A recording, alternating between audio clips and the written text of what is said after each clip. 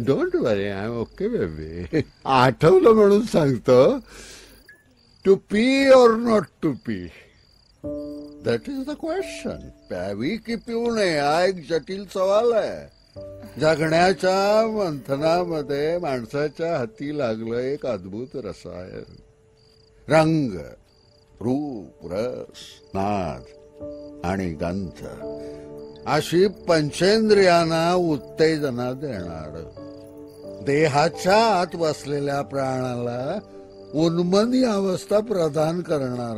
Do you know what is unmani? Unmani is a state of mind. It's very difficult to explain. It's intangible.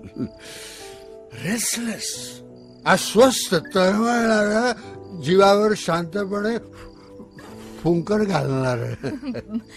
बाबा. Yes baby.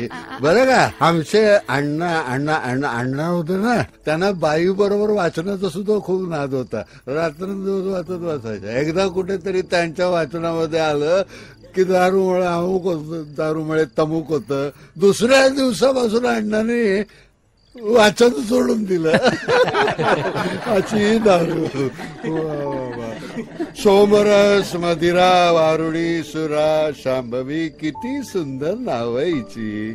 चटकिणीच्या जादू सारखी भलतीच भारी कामायची. जड देहाला गोटा गणिक पिसासारखे हलकं करते.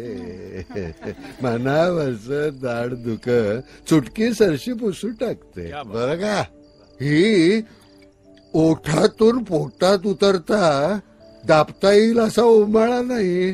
काय समजलं दीक्षित? पोटात एक, ओठात एक असा चुकार चालणार नाही. शैतानानं यात आपली सारी गुपितं दडवली. कैक नवऱ्यांची काळीज सिंहासारखी घडवली.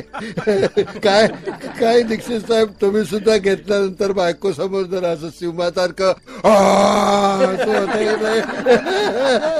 बरं का. आमच्या अण्णानं कोणीतरी शहाण्यानं विचारलं, दारू प्यायल्यानं प्रश्न सुटतात का? अण्णा म्हणलं नाही, पण भाडकाव दुधामुळे सुद्धा कुठं सुटतात. घ्यायला पाहिजे, माझी शपथ आहे. नाहीतर मी धरणामध्ये उडी मारे ना. घ्या साहेब,